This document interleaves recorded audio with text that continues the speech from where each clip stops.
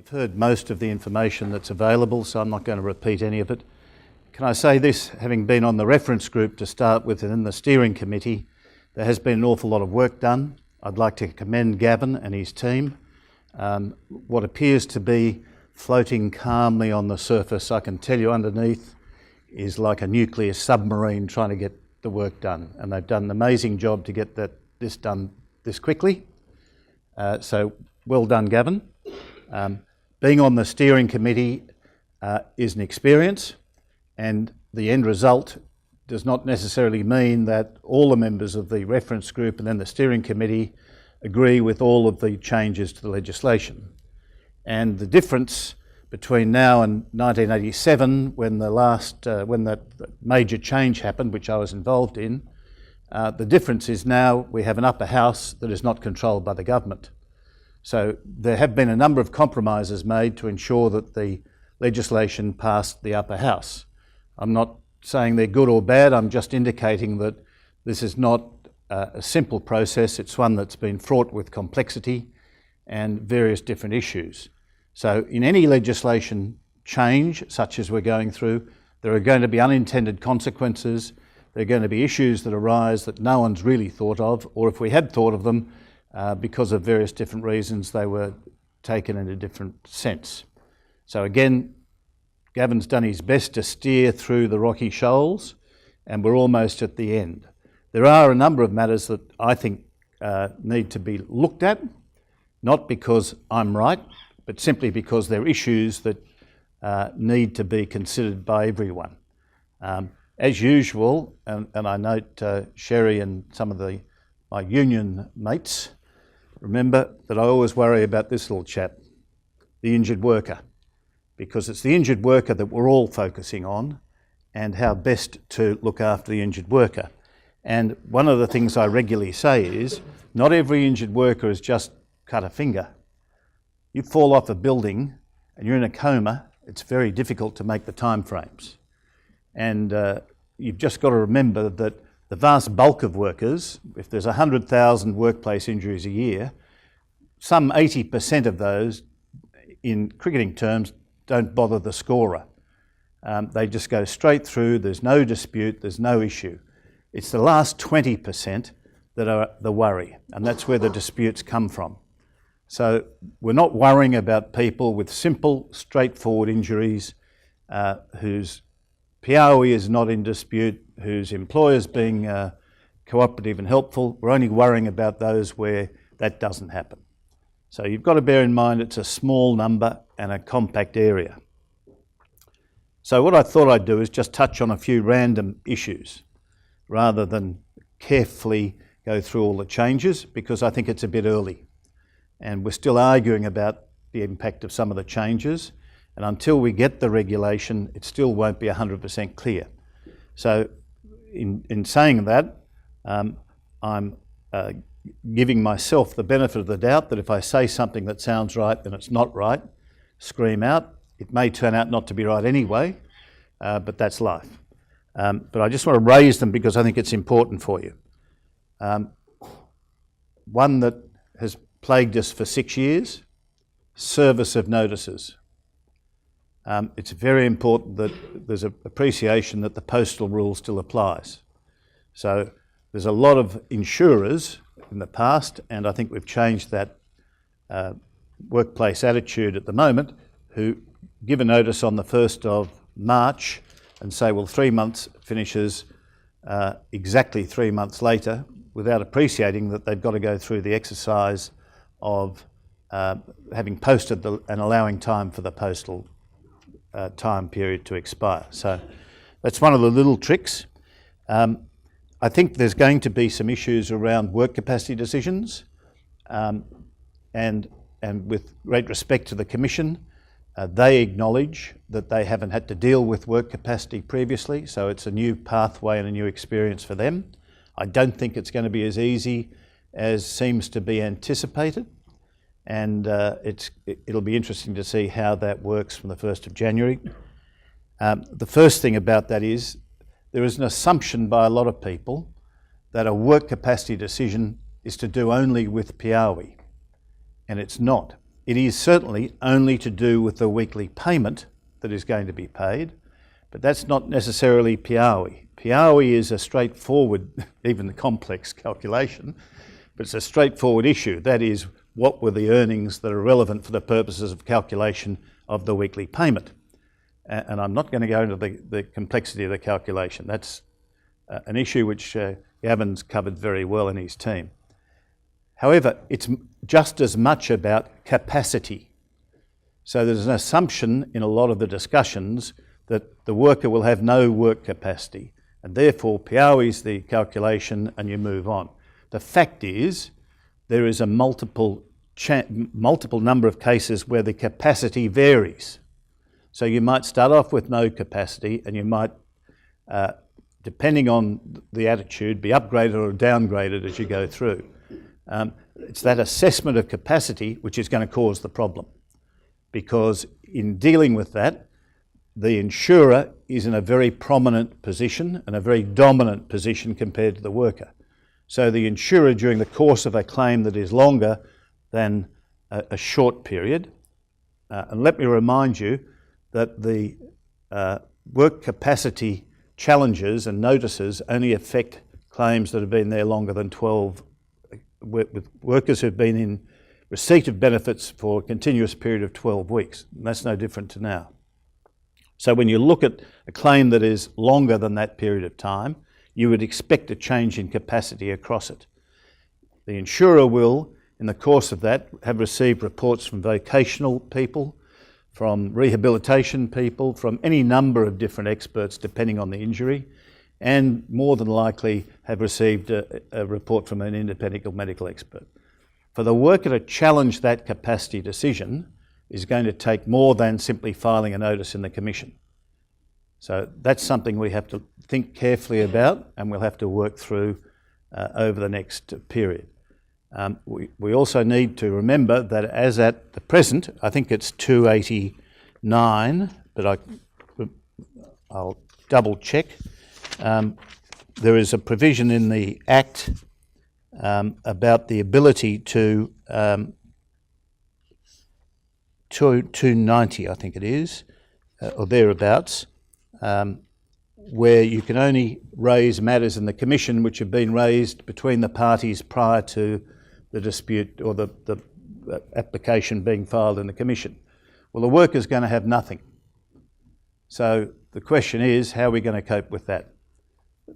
I'm not saying the Commission hasn't thought about it or it's a major problem. I'm just drawing it as a matter of importance for you to think about, because there's no way in many of the instances a worker will, before going to the Commission, have notified the insurer of anything.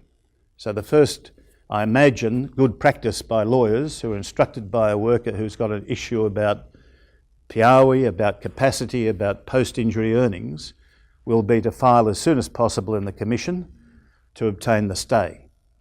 And remember that not every worker is going to, on day one or day 7 with the postal rule, immediately walk into a lawyer's office and say, I want to fight this. Our experience, particularly with the Section 39, the 260-week cases, is that people often wait 6 months. So if they've waited 2 months and you've only got a 3-month window, you've got to get moving, and therefore there's an importance of getting into the Commission quickly. So we're just going to have to wait and see how that works. I can't predict with any accuracy how it'll work, but it's a new ball game. And we're then going to have to see how it works in the Commission. Moving to the Commission for the moment, if it goes through the expedited assessment process, they would currently issue an interim payment direction. That's not an award, it's a direction. That is different to a work capacity decision. So if you go through the internal review process, the insurer will either issue a confirmation of the work capacity decision or a variation. That doesn't happen when it goes to the Commission. So there are two different outcomes depending on whether you go to the Commission or you seek an internal review. If you go to the Commission and it's deemed to be a matter capable of expedited assessment, then it will end up in an interim payment direction. If it, for some reason, is determined that it's a more complex question, then it may end up with an award. At the current time, and it's something we've raised regularly, the Commission has continued to issue awards as if the 2012 amendments didn't happen. That is, that they issue an award for $100 a week and continuing. Well, that's not true. An award now of weekly payments is not and continuing. It is until an insurer makes a different work capacity decision. And the reason I say that is because a lot of injured workers believe they've got that bit of paper from the Commission, and they're framed, and they point to it. It says and continuing, and regularly through our solutions group we have to say no, it doesn't mean that. It simply means until the insurer makes a new decision, then it changes. And the same will operate in this environment. Part of the problem we're going to face is that the insurer makes a work capacity decision based upon information available to it and based upon the certificate of capacity issued by a doctor. That certificate of capacity lasts 28 days. So if the challenge to the work capacity decision is not made for 2 months and it's then reliant upon a certificate of capacity that's too old, there have been 2 since then, it's going to raise some interesting issues. So we've got a fair bit of work to do to just puzzle our way through how that's going to work. Can I clarify the single decision notice? Because this is very important. I think there's a perception that the decision notice is going to include information about the work capacity decision or about a liability decision. Despite my urging insurers for some time that the sensible thing to do, contrary to the interests of workers, is to issue a work capacity decision and then a liability decision. That hasn't happened, which is, I'm glad, because it's not kind. But it's very rare to get a liability decision and a work capacity decision at the same time. It's most unusual. So I'm not sure they're going to issue in the same, they'll issue at the same time. The notice is the notice for the reduction or termination of the benefits. It's not the work capacity decision. That will be a separate document. It will contain a notice of when the payments are discontinued or reduced. So, and the same with the liability decision. We then run into the next problem because a liability decision cuts off the payments immediately, depending on the time period. So if you're 12 weeks, it's immediate, otherwise it's 2 weeks or 6 weeks. That's a reduction or discontinuance of a payment, and traditionally to date has been treated as not a work capacity decision. So we're just going to have to see how that works, and that will depend to some extent on the work still to be done. And I'm not predicting what the answer should be, I'm just indicating it's still to be worked out. It's said so far that there's no stay for a liability decision. That will depend on the notice, because it may end up being confusing, and we've got to be alert to that. With costs, the question which we still have to discuss and consider and look at the proposals is one we're concerned about for a number of reasons. One is because of the time for the worker, we are looking at a system whereby an application for a grant of assistance will be made automatically or very quickly so that the worker is not disadvantaged. And secondly, we've got to look at whether there's a benefit to us to suggest that the worker should first get an internal review before going to the Commission. So that'll depend upon the circumstances, and we haven't determined that finally, but it's something we're thinking about carefully. Secondly, we've got to be very careful that we don't simply give money to lawyers to promote workers' disputes without looking at whether there's a real dispute and whether there's a better way to resolve it. So we're not going to stop any of the things we do at the moment, whereby we actively promote dispute resolution before going to the Commission. But how that'll work will depend upon how this all works out in the future.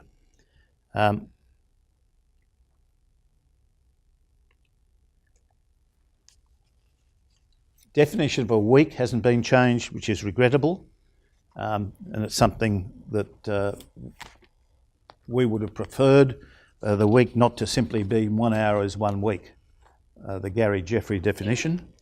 It really should come back to what was there before the changes in 2012, which is pro rata. But that's not happened.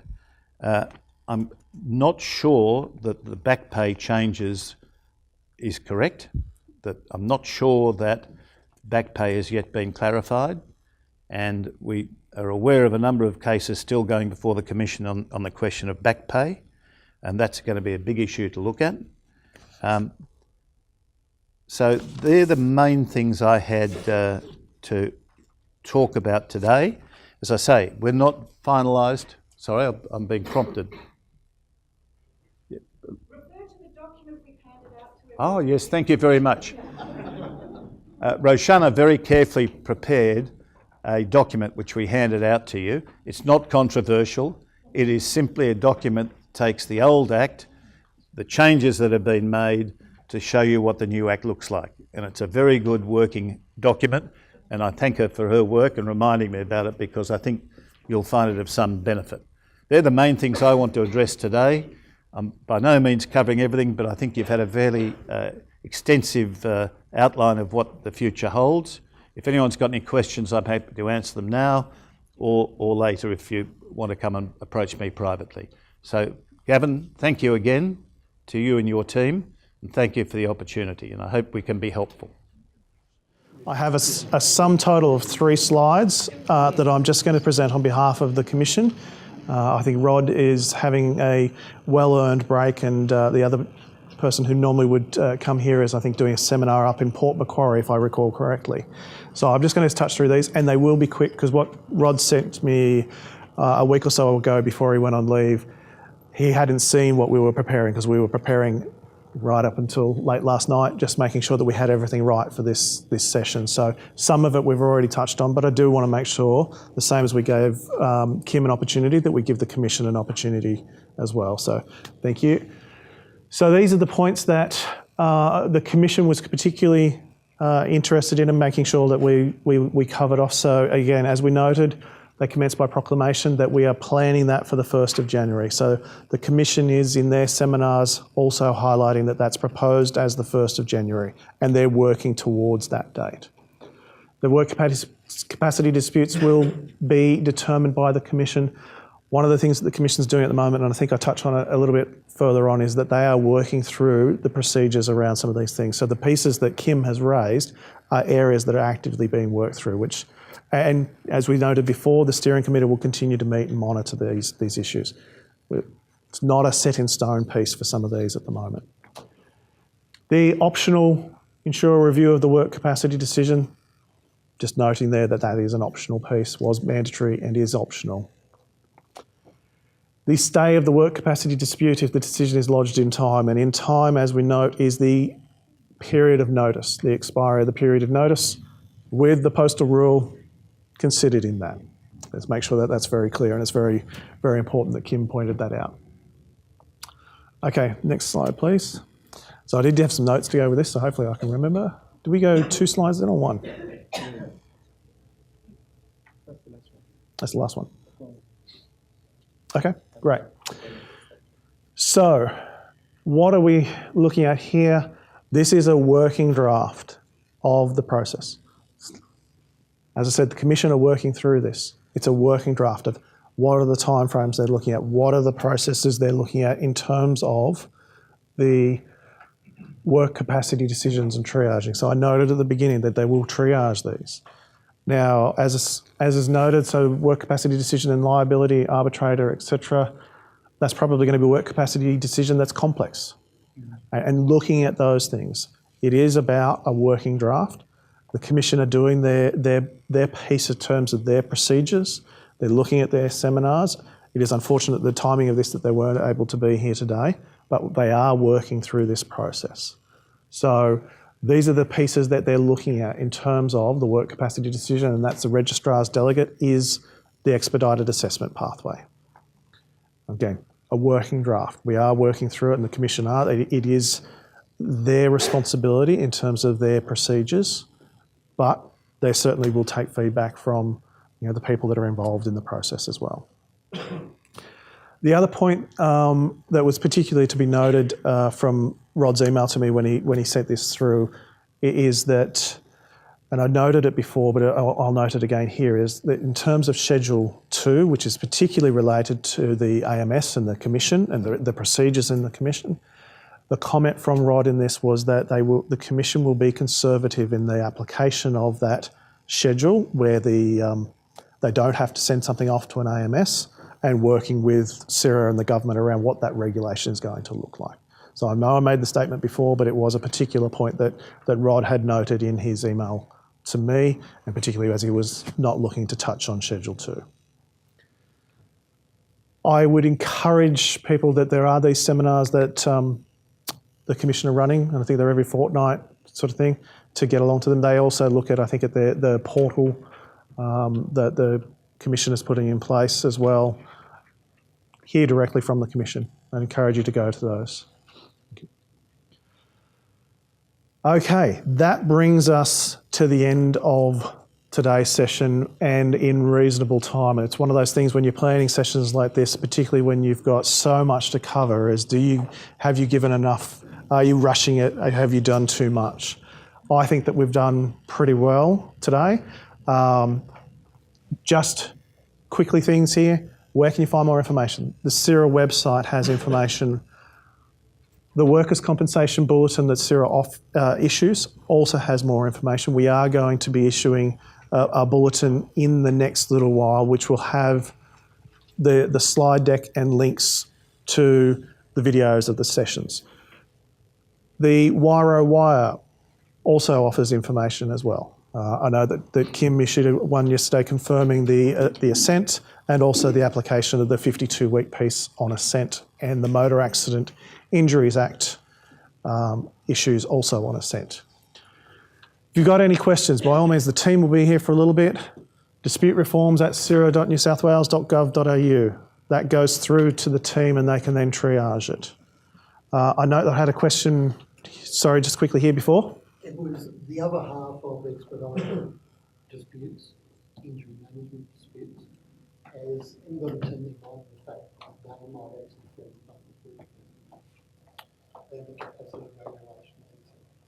I think that sort of fits into the commentary that Kim had before around capacity, and I think it is certainly something that needs to be considered in the process as to bringing all of these disputes back in where the Commission has jurisdiction for any and every matter, procedurally, how the Commission goes about it and how the stakeholders, being CIRA and Kim and the insurers and unions, work through that process. But I think it's a good point to note, and we can certainly take that down and have the conversation. And there's a small supplement to that.